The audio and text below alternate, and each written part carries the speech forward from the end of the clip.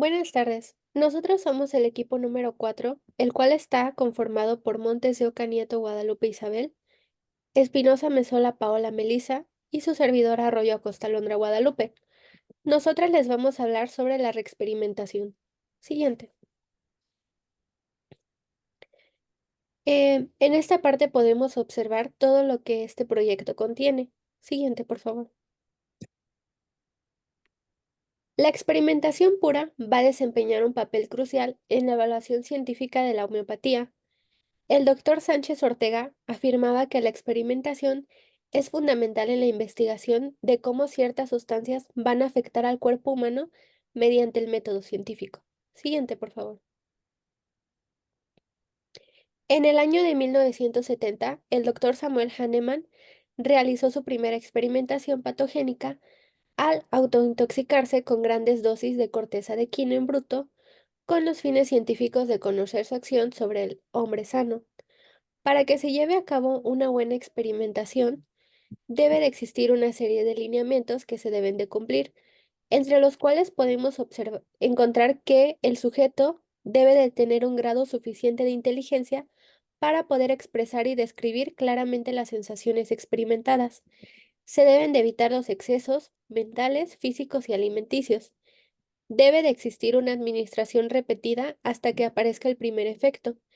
Asimismo, se deben de anotar los signos y síntomas que aparezcan y las modalidades. Y la sustancia a experimentar debe de ser lo más pura posible. Siguiente, por favor. La reexperimentación en homeopatía es un concepto que se refiere al proceso de volver a experimentar o repetir la administración de un remedio homeopático en un paciente basado en la observación de los efectos que ha producido en él. Siguiente, por favor. Vamos a tener una serie de parágrafos o aforismos, los cuales van a hablar sobre la experimentación pura. Entre ellos vamos a encontrar el 105, el cual nos dice que para descubrir las propiedades curativas de los medicamentos es esencial administrarlos en estado puro a personas sanas y observar los efectos físicos y mentales. El parágrafo 106 nos habla que solo a través de experimentación pura es posible conocer las enfermedades artificiales que los medicamentos pueden causar y las enfermedades naturales que estos pueden curar. El parágrafo 107 habla de que las pruebas se deben de realizar en individuos sanos de diferentes constituciones, edades y sexos. El parágrafo 108 habla de que es esencial que los experimentadores estén en un estado de buena salud y que no estén influenciados por ningún otro medicamento. Y el parágrafo 121 nos habla que debemos retener en la mente que las sustancias fuertes, aun en pequeñas dosis, pueden causar efectos en la salud. Siguiente, por favor. Aquí podemos encontrar el consentimiento informado, el cual está firmado por el paciente y por dos testigos. Siguiente, por favor. Bien, en cuanto a la historia clínica de nuestro paciente, vamos a tener que se denomina Jacinto N, de sexo masculino, de 18 años, estudiante soltero y con escolaridad hasta el bachillerato, así como grupo sanguíneo O positivo y que radica en el Estado de México. En cuanto a antecedentes hereditarios y familiares, su abuelo materno falleció de cirrosis a los 35, su abuela materna falleció a los 72 por cáncer cervicouterino. Su abuelo paterno vive de 72 años, pero tiene hipertensión desde hace 10 años. Y su abuela paterna falleció a los 67 por diabetes. Su padre y madre se encuentran vivos y sin enfermedades diagnosticadas. En los antecedentes personales no patológicos, habita en un ambiente urbano, en una casa propia que cuenta con todos los servicios. Vive con padres y hermanos. Esta casa cuenta con 3 habitaciones, con sala, comedor, cocina y baño. Realiza el baño y cambio de ropa diarios, así como cepillado dental, corte de uñas y corte de cabello frecuentemente. También cambia la ropa de cama una vez a la semana. Realiza 3 comidas diarias e ingiere aproximadamente 2 litros de agua al día. Duerme 7 horas diarias y cuenta con el esquema de vacunación completo. Convive con 2 gatos y 2 perros que cuentan con vacunas y desparasitación. En cuanto a los antecedentes personales androgénicos, la pubarca sucedió a los 11 años, La adrenarca a los 12, así como la primera eyaculación. Niega cualquier patología, así como enfermedad de transmisión sexual. El inicio de su vida sexual activa fue a los 18 años y solamente ha tenido una pareja sexual. Y utiliza el método de planificación familiar, que es el condón. En cuanto a sus antecedentes personales patológicos, presentó escarlatina a los 7 años y varicela a los 9. Ambos concluyeron sin complicaciones. Y tanto los antecedentes quirúrgicos, alérgicos, transfusionales y toxicomanías fueron preguntados y negados.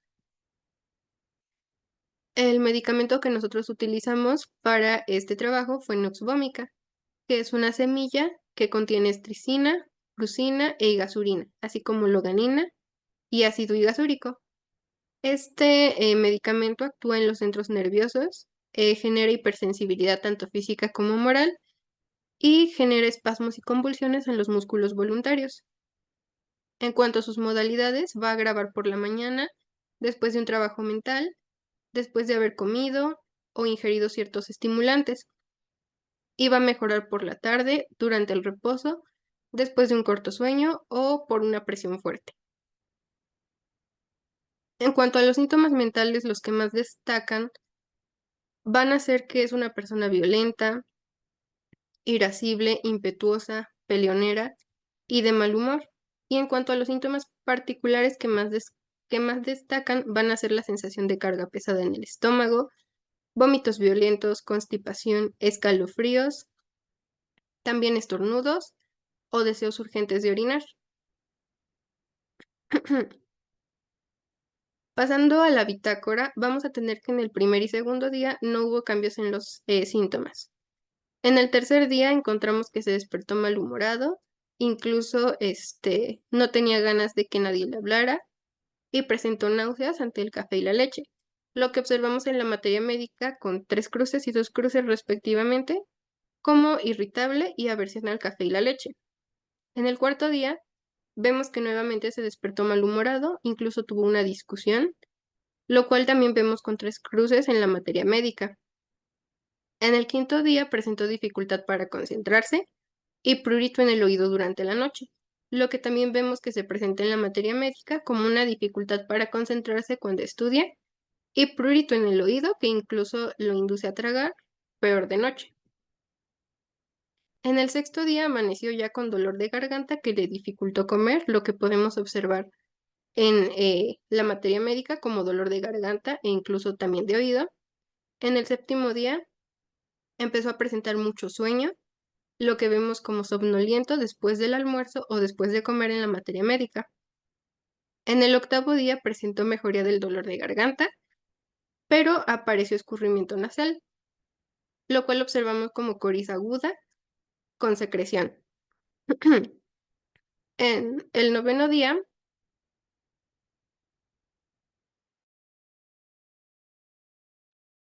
En el noveno día, el paciente presentó voz ronca y tos seca. En la materia médica aparece con 2 cruces como ronquera, no puede hablar en voz alta y presenta tos seca de noche y con expectoración de día. En el 10.º día, el paciente no tuvo cambios. Y siguiente, por favor.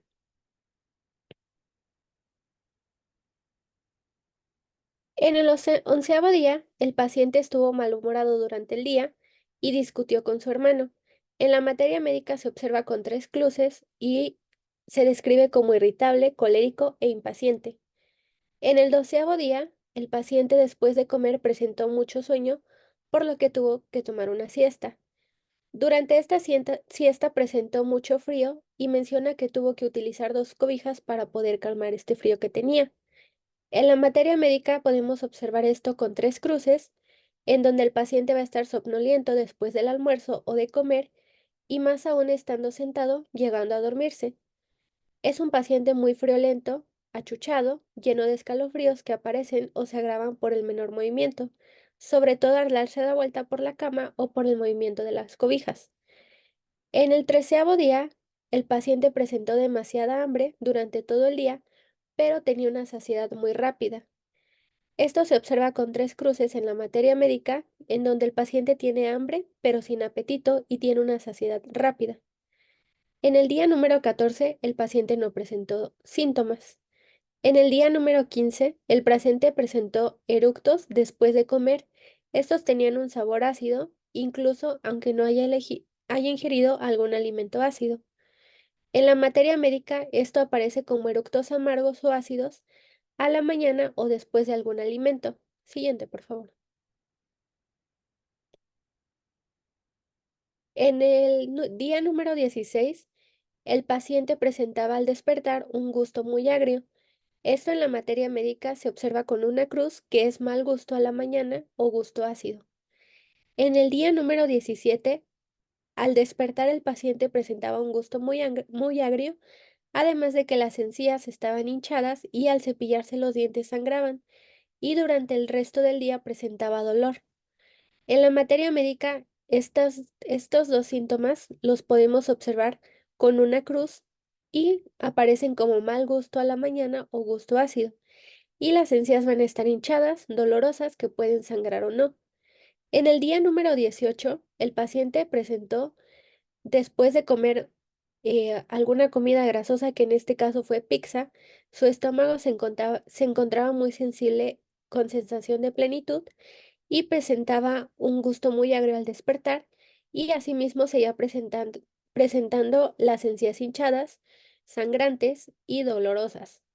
En la materia médica, esto va a aparecer como estómago distendido y sensibles a la presión después de comer, con sensación de gran pesantez, peor una hora después de comer grasas. También va a aparecer mal gusto en la mañana o gusto ácido, y las encías van a estar hinchadas al cepillarse los dientes, que van a sangrar fácil durante el resto del día. En el día número 19, el paciente ya presentó una mejoría, pero seguía presentando las encías hinchadas, sangrantes y dolorosas, además de que presentó puntadas en la parte superior derecha del abdomen. Y en la materia médica, estas puntadas se van a presentar con dos cruces que son puntadas en el hígado. Siguiente, por favor. En el día número 20, el paciente siguió presentando las encías hinchadas, dolorosas y sangrantes. Asimismo, durante la noche presentó tos seca, por lo que tuvo que levantar a tomarse agua. En la materia médica, esta tos seca la podemos observar con dos cruces y va a ser tos seca durante toda la noche. En el día 21, eh, presentó una agravación de los síntomas del día anterior por la mañana. Esto enseguida de despertarse, que como pueden ver se presentó con 3 cruces. Al igual que en la materia médica, con 3 cruces hay una agravación de síntomas a la mañana y por el frío. El día 22, con 2 cruces presentó fotofobia durante la mañana, mientras que en la materia médica eh, viene indicada la fotofobia con 3 cruces y lagrimeo, además de un pestañeo de párpados y escozor en ojos. En el día 23, con 2 cruces, el paciente presentó tintineos en el oído, mientras que en la materia médica, con una sola cruz, presentó puntadas y dolores de oído con tintineos y silbidos. En el día 24, con 2 cruces, el paciente presentó en la lengua bordes rojos, mientras que en la materia médica con 3 cruces se menciona igual que la lengua va a estar cargada con capa espesa, blanco-amarillenta en la parte posterior y en la mitad anterior va a estar limpia y con los bordes rojos. La siguiente, por favor. En el día 25, el paciente con 3 cruces presentó que no tenía apetito y tenía una especial repugnancia por el pan, ya que este le parecía amargo. Y tal cual en la materia médica, se presentó con 3 cruces la falta de apetito, la repugnancia por el pan, pero aquí se agregó un gran deseo de alcohol. En el día 26, con 2 cruces, el paciente comió carne y después de una hora tuvo una agravación característica. Mientras que en la materia médica, con 3 cruces se menciona que hay una agravación característica una hora o después de comer carne y sobre todo el pan. En el día 27, con 2 cruces, presentó que después de las comidas se sentía con mucha energía. Mientras que en la materia médica, con 3 cruces, presentó perdón, en la materia médica se menciona que va a haber somnolencia, sopor, incapacidad para trabajar después de comer. En el día 28, con 2 cruces, presentó distensión abdominal, mientras que en la materia médica se menciona que con 3 cruces hay distensión abdominal, pero está acompañada de flatulencia y cólicos espasmódicos. En el día 29, con 3 cruces, el paciente presentó deposiciones copiosas y frecuentes, mientras que en la materia médica, al igual con 3 cruces, se menciona que se va a presentar una constipación con deseos ineficaces y un deseo frecuente, pero ineficaz para evacuar. En el día 30, el paciente con 2 cruces presentó diarrea y en la materia médica, pues se presenta igual a diarrea, pero con 3 cruces. La siguiente, por favor. En cuanto a los aspectos positivos de la toma del medicamento respecto a los padecimientos que tenía el paciente, tuvo una mejoría en la constipación, la cual duraba llegar una semana. También en cefalea, por su aversión al pan, los dolores de espalda que presentaba y por los calambres en la pantorrilla durante la noche, los cuales lo obligaban a despertarse. Siguiente.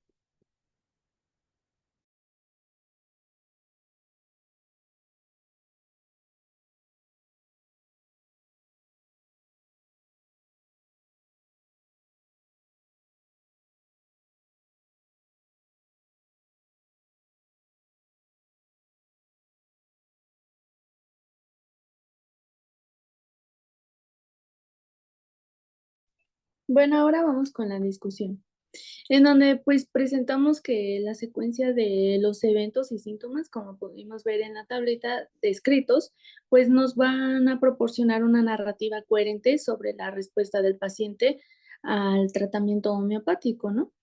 En donde en los primeros días hubo una estabilidad inicial que permitieron establecer una línea de base crucial, pero posteriormente la aparición y persistencia de estos síntomas específicos como la irritabilidad, las náuseas, los problemas de concentración, el prurito, el dolor de garganta, la somnolencia, coriza, ronquera y tos seca, pues se fueron alineando estrechamente con las descripciones de la materia médica, específicamente la de Vygotsky. Y bueno, esta congruencia pues nos sugiere una respuesta del paciente al remedio que se le empezó a administrar. Y bueno, de acuerdo a este análisis detallado de los días posteriores, se mostró una continuación de esta tendencia, en donde los síntomas gastrointestinales y los problemas en las encías que refuerzan la correspondencia con la materia médica.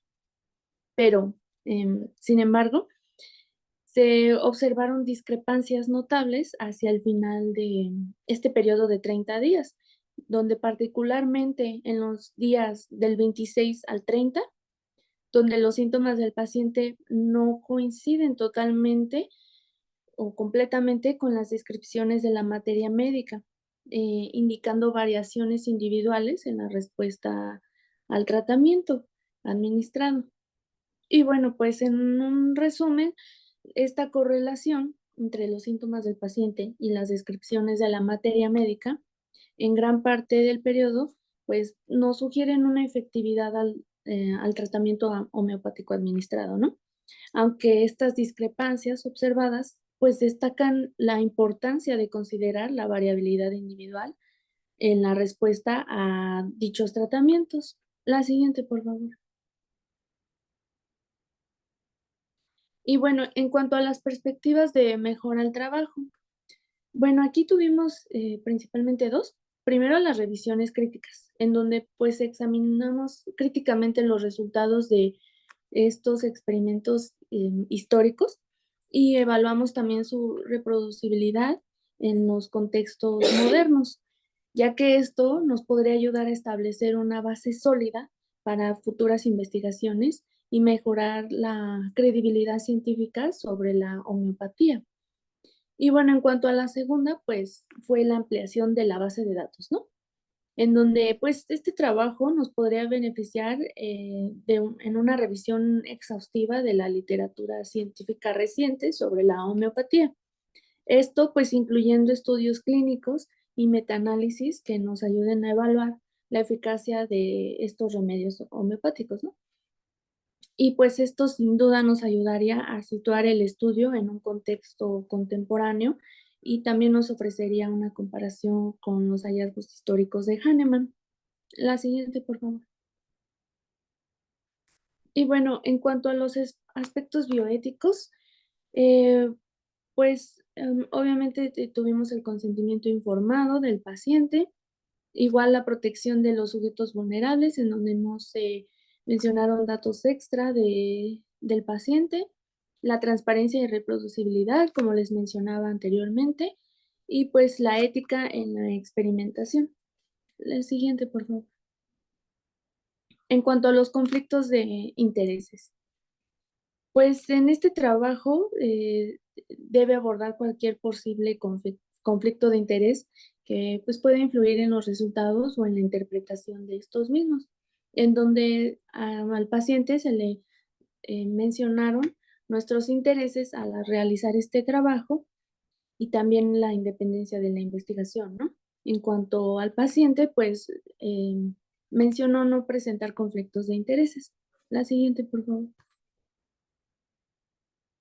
Y bueno, en la conclusión, pues tenemos que esta experimentación pura, pues es fundamental para evaluar científicamente la eficacia de la homeopatía en general.